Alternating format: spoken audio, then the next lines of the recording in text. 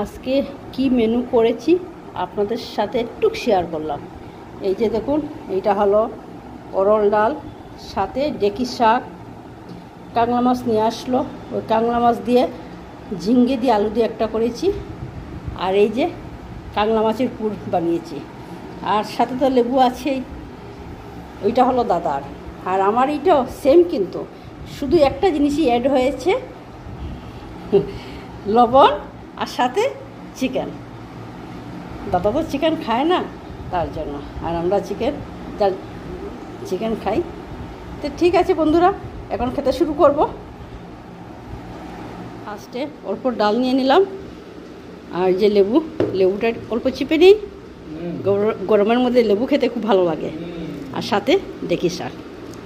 আসলে কি জানেন, এই যে চিকেন হয়েছে না, চিকেন থাকলে আর কাঁকড়া মাছের পুর আছে, আর কিছুই লাগে না। তাও এগুলো করেছি, দাদার তো বুঝতেই পারছেন এক দুটো আইটেমে হয় না। তো এখন বন্ধুরা, এই যে বাকিগুলো তো খেয়ে নিয়েছি, এখন এই যে পুরটা দেখাচ্ছি, কাঁকড়া মাছের পুর না, এইটা দেখাবো। এই দেখুন ভিতরে মশলাটা দেখেছেন, ভীষণ ভালো লাগে। আজকে মেয়েকে বলছি তুই আয়, কত পূজাতে আসবে, পুরটা খেতে কে কে ভালোবাসেন অবশ্যই একটু কমেন্ট করবেন। তো খুব আস্তে আস্তে খাচ্ছি, ভয় লাগছে। তো যদিও কাটাগুলো ফেলে দিই, ছোটো ছোটো কাটা আছে না,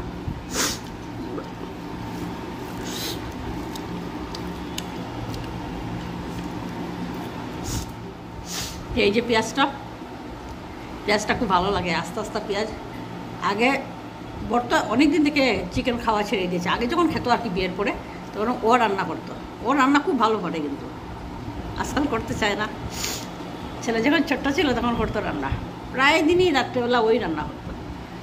তো এই যে রান্না হতো না, চিকেন হোক মটন হোক রান্না করতো, এইরকম আস্তে আস্তে মানে গোটা গোটা পেঁয়াজ দিত।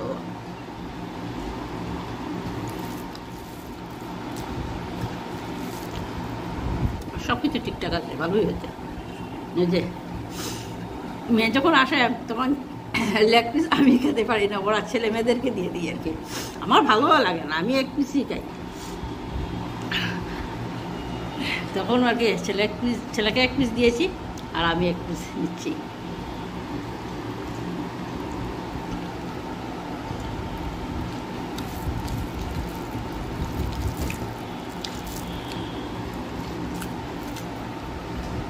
তা বন্ধুরা,